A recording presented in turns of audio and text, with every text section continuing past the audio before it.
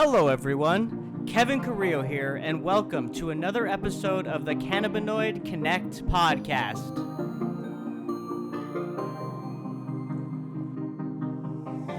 My guest today is Thomas E. Gavin IV, Vice Chairman and CEO of CannaTrac.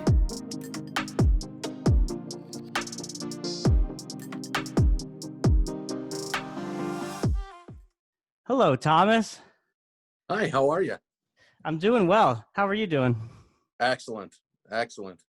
Yeah, I'm on cloud nine right now. Before we started recording, I know that we were discussing that the presidential race is still up in the air, counting votes and whatnot. So that may continue throughout the rest of the week. But the really positive news for the cannabis industry is that it was a sweep for 5 states, right? Yeah, it's fantastic news. Yeah, Fantastic news. very exciting. So we know that New Jersey, Arizona, Montana, and South Dakota have all moved to adult use, so recreational, which is awesome. And we know that Mississippi also passed for medical marijuana. So kudos to those states, man. Shout out. We're making progress. It's good. Absolutely. Absolutely. And so, Thomas, before we get going and before we jump into your background, let's let the audience know. So I'm speaking with Thomas E. Gavin IV. He's the Vice Chair and CEO of CannaTrac, which is a leading cashless payment solution for the cannabis hemp industries. So, Gavin, before we jump into CannaTrac and all the great things that y'all are doing when it comes to the financial side of the industry, I gotta say, man, looking at your background, I'm really surprised. You're a unicorn that I really didn't think happened in corporate America, and here's what I mean by that. So, in my experience, I've worked in corporate America for almost 7 years before leaving, and with you, you started at CannaTrac as a consultant in what was it, 2014 or 15. 2015? Yeah. So you're one of those unicorn stories who started as a consultant, and now fast forward 5 years later, you're a CEO. I never thought that those types of promotions and that level of fast tracking in an industry could happen so quickly. I know, at least in my experience on the B2B tech side, it was near to impossible. So cannabis is a great industry with a lot of opportunities. Talk us through how you got that promotion and what all it entailed. So I came in, obviously, I came out of banking.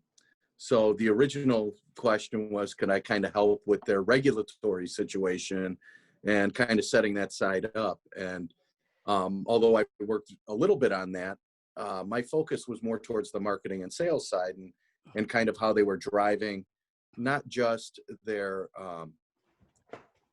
concept or how they wanted to kind of position the platform, but also how they were pitching to their family, friends, investors, trying to get funding in order to do all of these things. So I came in, I had started helping with that. And in the process found a lot of loopholes where they were spending more in places that they really didn't need to, and kind of bridging that gap where they didn't really have necessarily the knowledge, or they were being kind of guided maybe by the wrong person for the wrong reason, and they were spending a lot more than they needed to. So I came in, I helped them with that. In the interim, the COO of the company had stepped down. I believe he was actually released. I'm not 100% positive, but I came on full time as their marketing directors shortly after that. And as time went on, they actually worked me into the COO position as a full-time COO. So when the previous CEO decided to step down, in the interim, I became interim CEO just because of how the corporate structure was. And we did a lot of things as far as stuff that I had been kind of advising on prior to, but wasn't necessarily always in agreement with the administration that was in. It wasn't really the way that they wanted things to go.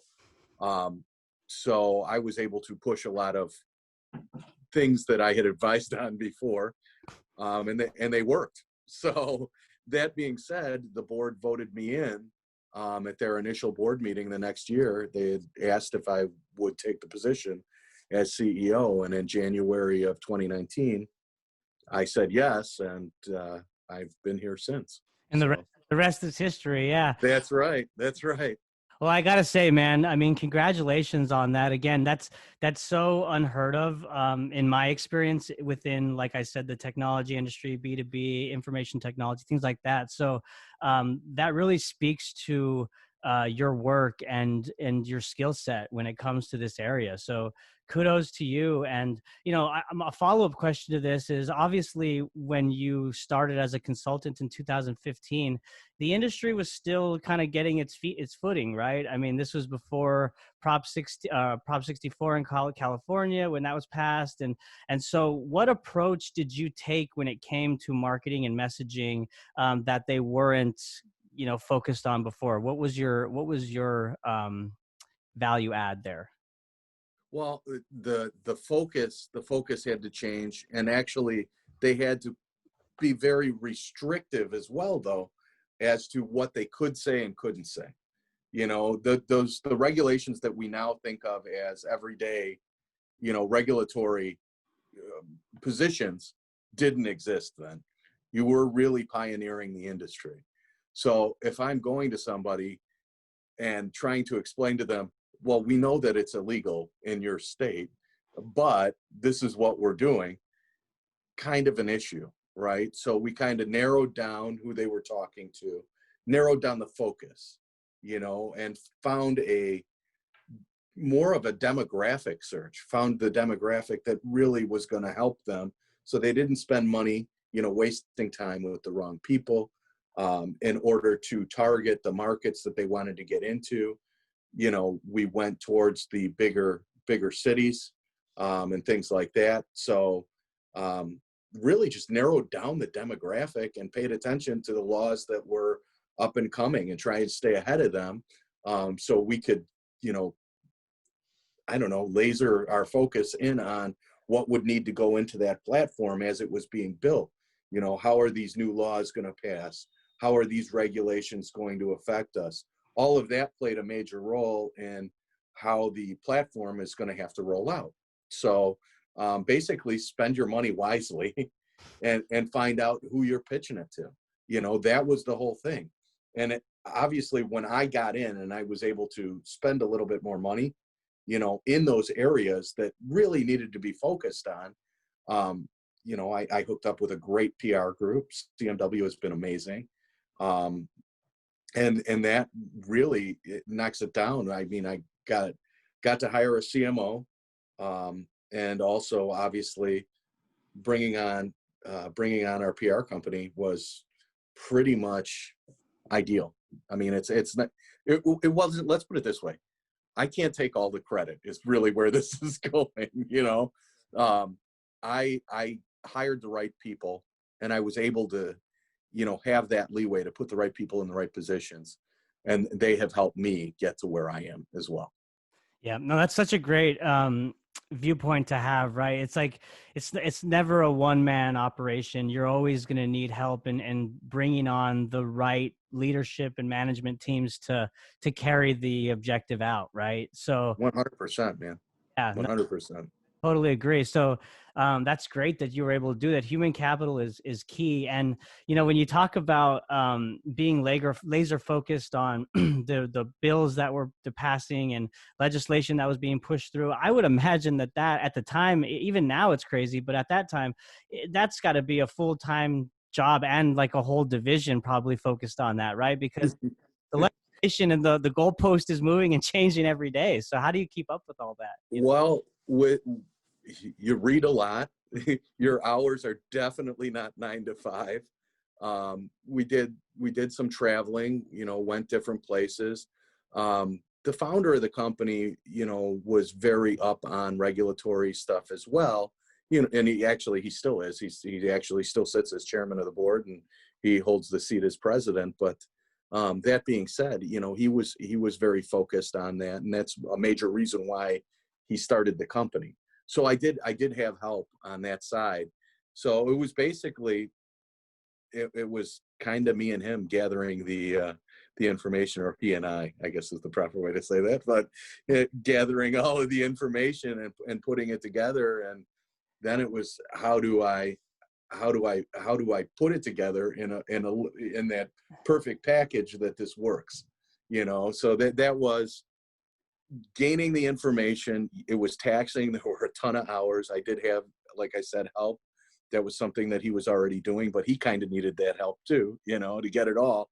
And then when we were able to put the right people in place, we could package it and put it in a pretty box. Right. And that's kind of how it all came together. But my God, there were a lot of late nights and a lot of early mornings, and your flight being changed 4 or 5 times to get where you needed to go, just to get there and get the info. So it was a crazy time, but it is a lot easier now because it's much more accessible, but there's more out there too.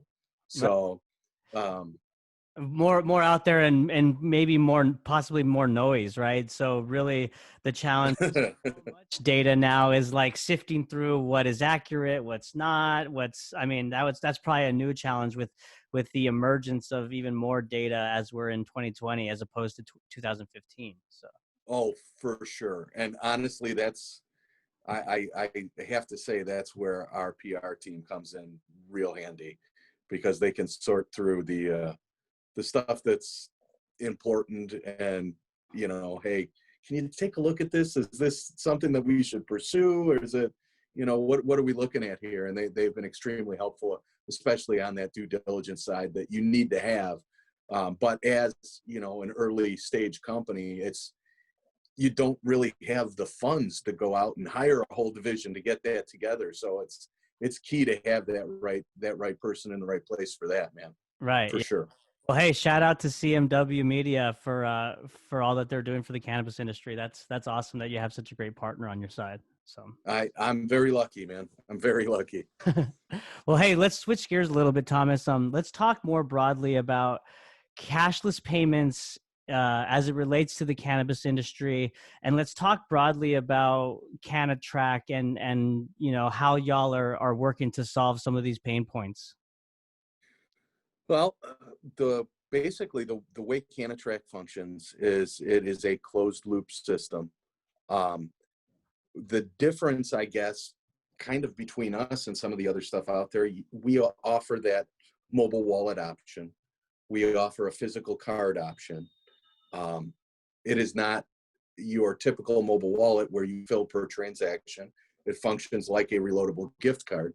So for the retailer, it's ideal, because you're carrying a balance, which 9 times out of 10 means your spend is going to be higher. On average, it's about 20%. It's the closest thing you can get to that credit debit card, arena. So we found that obviously that's going to be extremely helpful when implemented. On top of that, we have also plugged in a rewards platform under the same umbrella, which they earn points. And those points actually don't just count towards, points you can spend. It functions a lot like any other rewards platform you're used to in mainstream, right? But our points also have an intrinsic value. So they can be used to discount your purchases on top of being able to be cashed in for different things. That kind of brought us into another concept. And actually in July, we broadened that even a little bit more. So we signed a deal with a company by the name of Psionic Mobile, and Psionic Mobile got us into 38 different brands.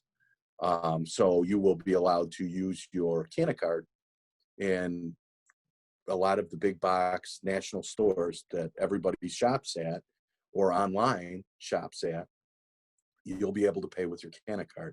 So we're crossing that industry line in the sand, if you will, and kind of appealing to everyone, especially, the cannabis user, who now can gain points when he goes shopping and use them at his dispensary. Hmm. So it's really cool. We kind of bridged, you know, the mainstream or the big national store with your local dispensary, Hmm. and at a cost, obviously being under the same umbrella, that is much less than what everybody else has to do because we're one company. We're not piecing stuff out to different places. Right. So it's very cool. It's inexpensive for the consumer, you know, less than an ATM transaction, less than an, I'm sorry, did I just lose you there? You're good. Yeah. All right. I'm sorry, man. Less than an ATM transaction. You know, it's 95 cents for them to load their card or their mobile app. And for the dispensaries, it's less than a credit card transaction in most cases, where they're not supposed to be technically using it anyway. But let's be honest, most of us know that that's kind of going on. Right. So they're 2.45% and 50 cents per transaction, um, which takes out not necessarily just that those that are maybe skirting the law a bit, not just taking that out, but also taking out all of the cash, which takes away the cost of storage, transportation, you know, your additional banking costs for accounting, your actual accounting costs with your accountant or CPA or whomever you're using, the time of maybe an employee. Those are all costs that you're saving on by going to a system where everything is digital, you know? Right. So Yeah. big deal. That is a big deal, and there's a lot of great solutions that you covered there. To take a step back and just kind of set the stage for our listeners who may be new to this topic, the challenge right now with virtually every cannabis company in this country is that the banking, right? The issues with banking and working with these large private banks because of the federal regulation that's put in place for THC, which is listed as a Schedule 1 narcotic under the Controlled Substances Act. So it sounds like with CannaTrac, you're kind of addressing this and solving that by offering a point of sale system specific to the cannabis industry that caters to both the consumer and the retailer, right? Well, here's the beauty of it. Actually, we can work with your point of sale system. Most point of sale systems are set up for cash or other payments, right? So what we've done is we've worked with a company by the name of Nexco to supply a device that will scan either the card or the barcode on your phone, your mobile app, and that plugs right into the point of sale you have. So your cost is minimal. You know, the point of sale systems are so expensive to begin with. You know, that's a tax you don't want to put on the client. Mm-hmm. And at this point, most of them have contracts with those companies and can't necessarily get out of them, or it's going to cost them just an absurd amount to get out of them. So why change when you don't have to? You know, we can plug right in as an other payment, or we also have a global API which would allow them to integrate into the point of sale if they opted to do that. Mm-hmm. And that's obviously between them and their point of sale system. So Sure. Would you say that your kind of sweet spot when it comes to your customer segment would be dispensaries, or um, are there any other segments that are emerging for your customer base? well, right now our focus is on retail. Not to say that, you know, cultivation and things like that, you know, are out of the realm of possibility, but as of right now, our focus has to be on retail. We're pushing the Canna card out on a retail basis, so our client ends up being the dispensary, our, you know, or the consumer. So we are definitely looking at other things, but haven't made that jump yet. It's extremely expensive, and would entail setting up a separate division in order to do a B2B side.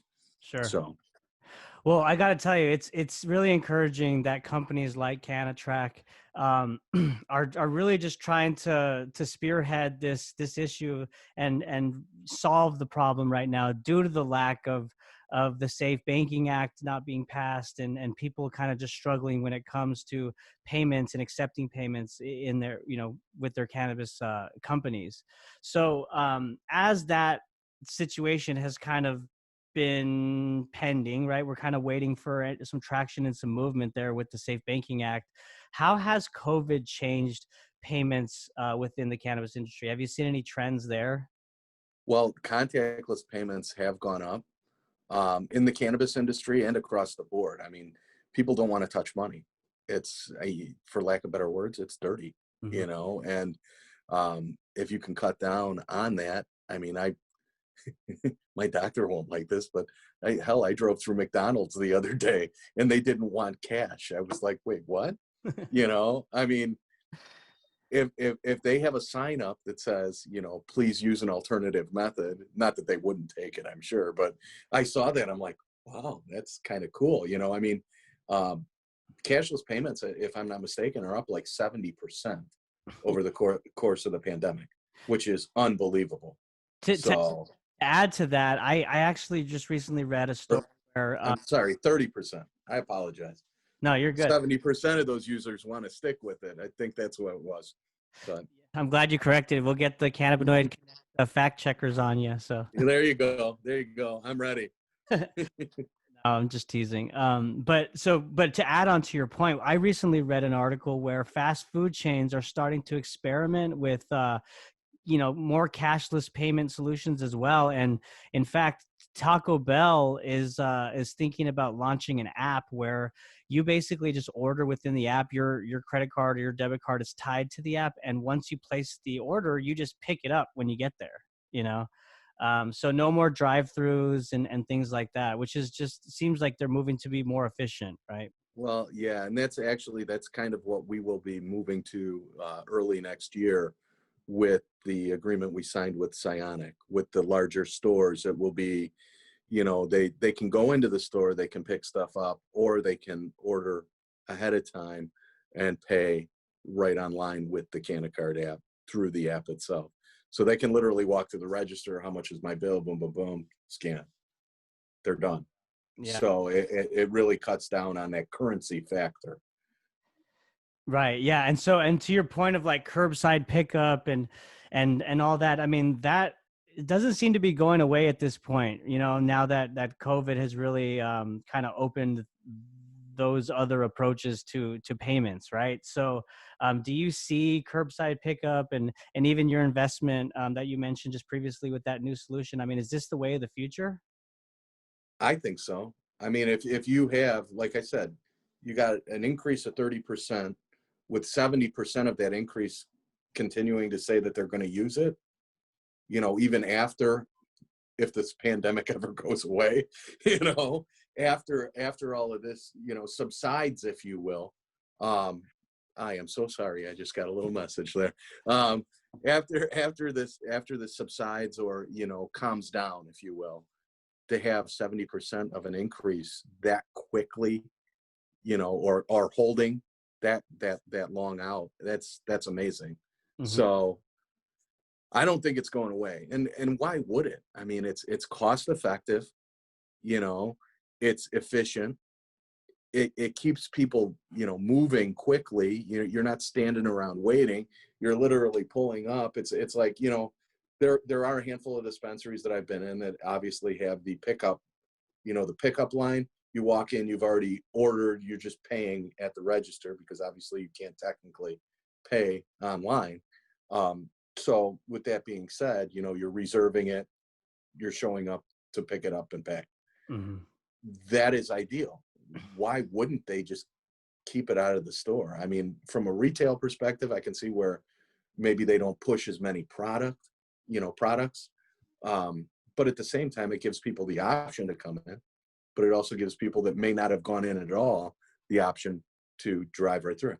Right. So Right. I don't know, six of one, half dozen of the other, I guess, but I think it's a great idea. I think it's worth keeping.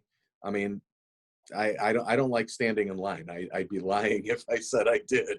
So if I know I can pull up and, all right, here you go, I'm ready to get out of here and go back to doing whatever I have to do.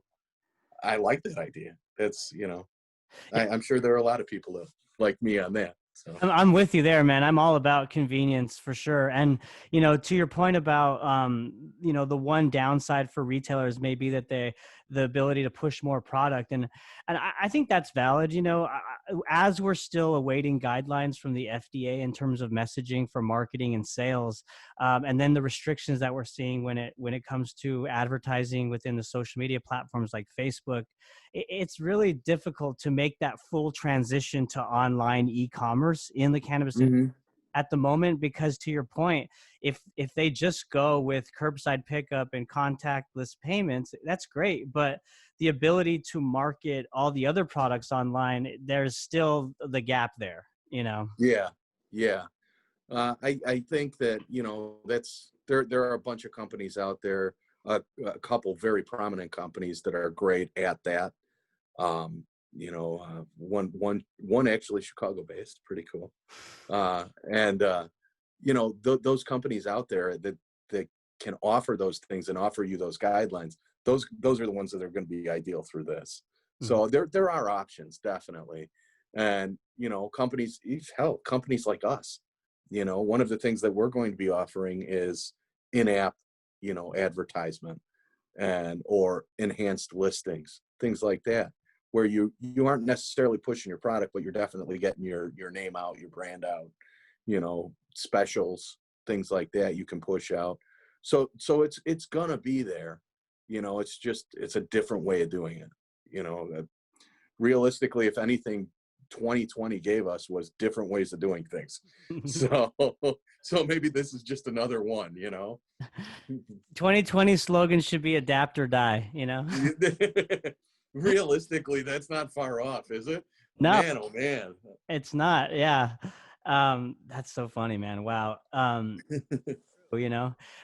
So let's talk about some of the challenges that CBD companies face when finding a stable e-commerce provider. I know in my own experience, so I'm running two companies right now within the cannabis industry. One is a brokerage firm based in Dallas, Texas, and then the second is obviously this podcast. And on the broker side, it's near to impossible to bank with any private institution at this point due to our name, because we have cannabinoid in the name. So that was kind of a learning lesson for that.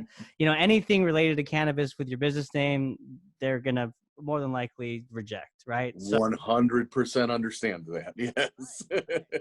there's that issue. But then on the podcast side issue, I'm gonna be, and this is an announcement for the listeners. In early 2021, we're gonna be launching an online store where we'll be featuring flagship products from some of the guests that have appeared on the show. And so, in my challenge right now is to find an effective online platform for my store, but then also a POS that connects to that platform, so that I can start receiving payments and I don't get flagged by, a POS like PayPal or Square, right? Which we've heard on this podcast, they're not very friendly to the cannabis industry. So talk about like, that's very true. yeah. So let's talk about like specific ways in which to address some of these issues. And you can use my example or you can talk more broadly. Well, I completely, I sympathize with you. Coming from a company by the name of CannaTrac, we kind of had all of those same issues. So we even had some issues when originally opening up CTI Processing, which is a subsidiary we own. And they do merchant processing, they'll do CBD, they'll do all of these other things. Obviously no THC because you're running the federal rail, but anything under Delta, they'll do, as well as, low to mid to high risk other stuff. So anything from restaurants to CBD, they're doing. But since we were associated with CannaTrac, even though we weren't even touching the THC side of anything, we had a hell of a time getting banking. you know, and to me, that made no sense. You know, none of the money derived from CTI came from the cannabis industry. It simply was paying its investor. You know, there was really no sharing of funds. So that to me made no freaking sense. None at all. But, you know, I do get it. And it is very difficult. So there are about 700 banks right now doing stuff within the cannabis industry, they're more doing it in the CBD industry now that people have kind of worked their way through, you know, the agricultural stuff and figured out what are the differences, how do I, you know, what is Delta, what does that mean? You know, there's a better understanding of regulations that are out there now. I mean, even 6 months ago, it was still confusing for people, and many banks just didn't know how to do it. Right. So it's not that they didn't want to. All of them see the upside to this. Any banker you talk to is going to say, obviously, there's a ton of money in both industries. If we can take it and make money from it, we'd love to do it. But how do we do it without breaking the law? Mm-hmm. And, you know, really with the cannabis side of stuff, you know, being over Delta or, you know, strictly medical rec dispensaries, they do have a lot more options. I mean, when CannaTrac came in, there were only a handful of banks that were actually saying that they did this. Nobody was really open about it. Now we know that even the big banks, I mean, realistically, if they're not directly banking it, they're helping a smaller bank with their funding, you know, or their window issues. They're in it, whether they want to be or not. Everybody's in it.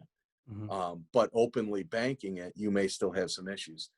Credit unions, community banks, state banks, things like that's where you look. The only difficulty you may have is, you know, some of the ones that are really the most that we've seen are the ones that are under that OCC reg, you know, where it's a lot more stringent. And I don't know if it's a difference I mean, the auditors are trained no different. What's the OCC reg? I'm not familiar with that. OC reg. They're regulated by a different entity. Okay. So it's a different federal department that regulates OCC regulated banks, as opposed to a lot of the state and community banks. Some of the community banks do fall under OCC, but it's just they seem to have more stringent regulation. And again, all the auditors go to the same classes.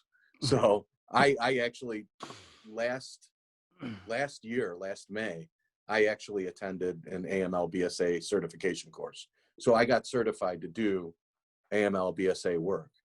And with that, it came to the point where the people teaching the class were like, well, what would you do? And I'm going, wait, what do you mean? What would I do? Well, I don't know. Is this a trick? You know? You had to take a double look. Like, are you talking Yeah, to me? Are you talking yeah. behind me? Like what? Well, of course, I had a CannaCard shirt on, so I knew who they were talking to. There was no avoiding it. But it was crazy. I mean, they want to not necessarily accept it, but understand it. You know, they don't seem to have a lot of the auditors don't seem to have an opinion one way or the other. They don't let personal seem to get involved, which is to me amazing. I don't know how they do that, but you know, it is. So by doing that, they need black or white. Right. You know, that gray area is just beyond confusing. Mm-hmm. And I literally, I was fielding questions for like 2 hours after every day of class. And I didn't know anybody. And realistically, I'm taking the class at the same time they are. Right. But being from the industry, they were just curious. So they're making, there are efforts there. There are definitely efforts. There are definitely banks where people can go. You know, if they are strictly in CBD, there are a lot more. There are a lot more. But I would stand to look towards your state, your community, or your credit unions, Mm-hmm. you know, as far as the easiest route. And certain states actually do have lists too. So certain banks that are cooperating, like Illinois, there are a handful of banks that have, jumped in to kind of help with, the business itself, and they have been involved. You can call your legislator and probably get a list of those banks if they have the same kind of program. Sure. So it is out there. It's definitely out there, and it's so much better now than it was even a few years ago. But we got a ways to go. Yeah. Just like with other issues that the industry is facing, right? Just in time, some of these things will be solved. But you provide very sound advice. That's a good start and a good approach on your route into entering this world. Is, like you said, the smaller to mid-sized banks, the state, the federal credit unions. And then I like that idea of calling your state and local government and asking them if they have a list of bank friendly, banks that are friendly to the cannabis industry. I hadn't thought of that, but the fact that some states is incredible, and that's very valuable to Well, people in the industry. absolutely. Actually, never would have known it. We were told that at a conference we were at. We were speaking to actually one of our state legislators, and she had said, well, reach out to the state. Like, wait, what? We never thought of that. That's like the simplest solution ever. How did we miss this? But you just because of the industry you're in, and everybody's kind of like, you've been like that so long, you don't think about that simple solution. So I think the biggest thing that we have done really is, and I'm not speaking for me or my company, but just people as a whole in the US recently, is we've nearly entirely overcome the stigma of marijuana. And that's a feat in itself. We are well on our way to making this work. And really, the SAFE Act and all that stuff, it stinks that it didn't pass, but really it still doesn't overcome the problem anyway of the whole, the scheduling issue. That's kind of the thing that needs to be approached. So if we've gotten past the stigma, safe banking, it could be tied to the bottom of a bill somewhere, and realistically, we may not even find out about it for a long time. However, the big thing is how are we going to get that descheduling or rescheduling of marijuana, because that will literally open up banking. We don't need the Safe Banking Act necessarily at that point. I love that perspective, man. That's such a good way to look at it, because really the big gorilla in the room was the stigma and garnering more public support for the plant. And it's clear that we are seeing that in this country, both from a consumer standpoint or a civilian standpoint, and then even politically, right? I mean, I've read articles within the industry talking about, a Biden presidency versus a Trump presidency and what cannabis would look like. But ultimately, both candidates have given their support for cannabis. Obviously, timing and their approach are a little different, but it's a bipartisan issue, which is very, very encouraging. And so that's nothing to just kind of shy away from. That's a huge, huge deal, right? Yeah. I totally agree that these other policies that we're looking to be passed, like the Safe Banking Act, FDA regulation on messaging for CBD products, all that kind of stuff will come. But to add on to what you said, we are in an election season this year, right? And so the fact is that some of these topics aren't top of mind and are not top priority because there's other things that the candidates are running on, and obviously we're living through a pandemic this year, right? So man, it's really, I love that you said that, and it's very encouraging because there is light at the end of the tunnel. It's all For sure. Yeah. We've just overcome decades of BS. I mean, come on. That in itself is a win. That's a victory. And it took that long to get there. If we can, and realistically, it's probably the last 5-10 years where we've really made major advancements in that stuff. But if we've overcome that, which was the biggest hurdle, and the constituents of these politicians that have to pass these things are for it, let's be honest. I mean, at a certain point, they got to get reelected, Mhm. you know? So it's only a matter of time before this changes. So Mhm. we know we're on the right track. It's just when are we going to get there? You know? Yeah. Would you also say that the next kind of big hurdle outside of those policies and things that we've talked about that are kind of hamstringing the industry currently is education? Right, both at the policymaker level and the civilian level, right? I mean, I think it's important for people to understand that even if they don't want to use cannabis or have cannabis around them, it's important that they understand both the medicinal benefits of cannabis and then also the economic impact that cannabis can have when you look to things like industrial hemp, right, and Hmm. material goods and whatnot. And so, in my view, I think the next big hurdle we need to get across, and that's why, I'm doing these podcasts and having such great guests on like you who have such great insights, is to bring the conversation down to a level that people can understand, so that they can start making informed decisions from themselves instead of being fed what the government has been saying for over 70 years and other things. Yeah. You know. Yeah.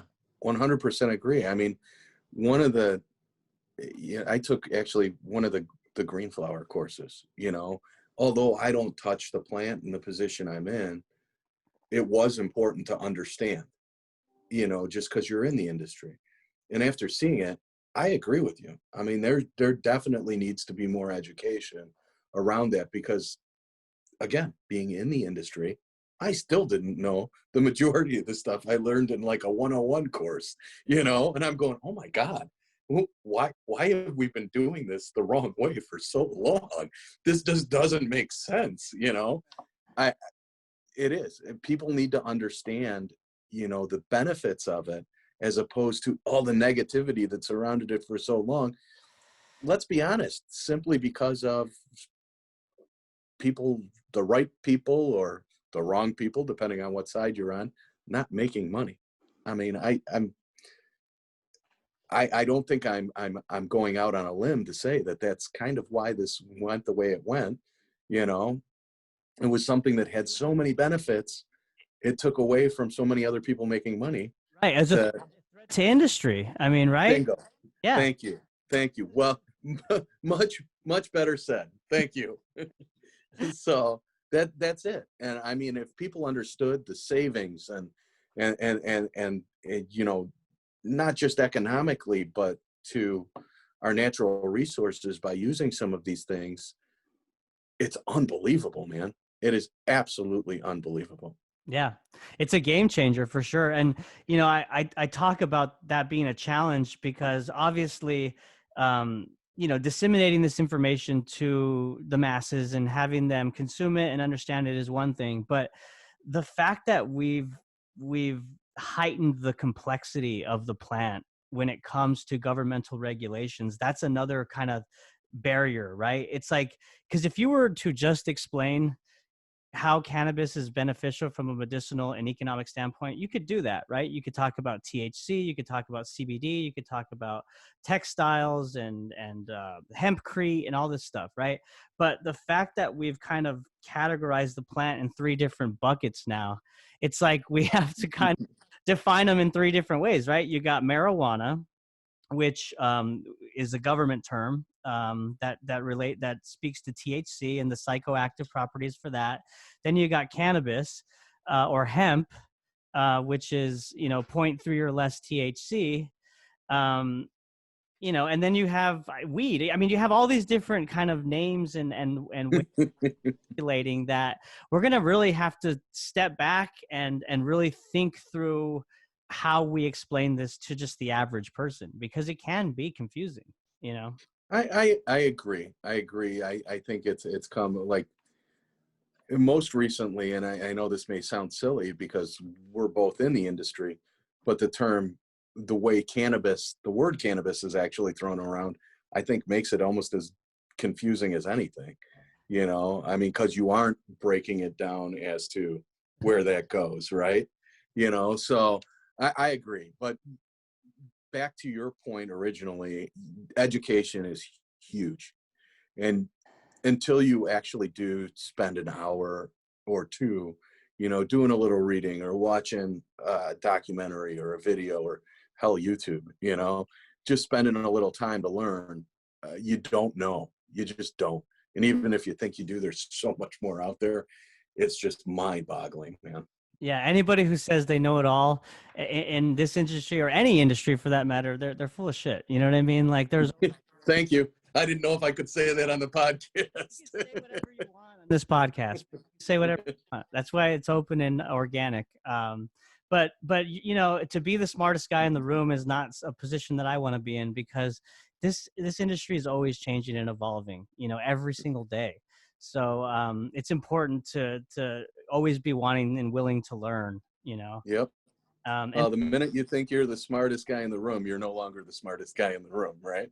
So right, that's coming from a successful vice chairman and CEO. So you heard hand from Thomas, guys.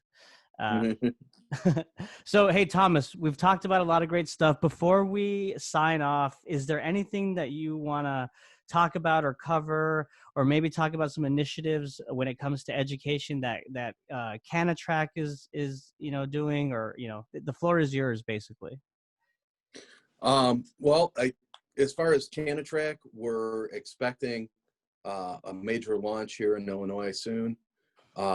So obviously very excited about that. We're still running all of our stuff as far as the virtual platform. I'm completely drawing a blank right now. That's terrible. So my marketing team's going to kill me. So that's not good. But the Emerge conference, oh my God, how did I forget that? So we're still on there, and we're going to be re-upping that, so you can kind of visit both CannaTrac and see. What's the Emerge conference? What is that? The Emerge conference is a virtual platform, and there's a handful of groups that were involved in putting it together. Fairchild, Cannabis and Tech. I don't know if it's under Cannabis and Tech or Innovative Properties, but the magazine group. The High Times, I think, was in there. There's a handful of others, but it was super, super cool. It was like, I don't know, like Avatar type deal. And, you go in, you get dropped into a virtual conference, and you're literally walking around the conference floor. It's insane. It's absolutely insane. It's like a video game. It's super cool. So we're still in that, and we'll be through the beginning of December, and we've actually re-upped to stay in there for their next conference. I don't know off the top of my head when that is, but you can kind of find us there. And that, as far as CannaTrac goes, that's the big plug. Just keep us in mind. We're around, and we're actually coming state by state as we go. So hopefully to somewhere near where your listeners are listening right now. Awesome. Hey, man. Yeah, absolutely. And just to add on to the plug, where can people find, y'all's website, or maybe some social media channels? Okay. Yeah, you can check us out at CannaTrac.com or thecannacard.com. Actually, I believe the newest website, goes live the end of the week. So there will be a new site up there for everybody to check out for CannaCard. Awesome. So that should be pretty cool. Pretty cool. And as you gear up for that announcement in Illinois, feel free to share it, send it via email, and we'll blast it out to our followers as well, so that they get the news. Awesome. Thank you so much, Kevin. Yeah, no worries, man. And I just want to thank you again, Thomas, for your time today. And it's been really fun to chat with you and hear about all what CannaTrac's doing, and learn more about the expertise and insights that you offer for the industry. So as things evolve and we see financial tech kind of progress in this industry, I'd love to have you on again and talk about things and how they're unfolding. Absolutely, man. I would love to do it. This was fun. Cool. Well, thank you so much again, Thomas, and thank you all for listening. We'll talk to you again next time. Bye.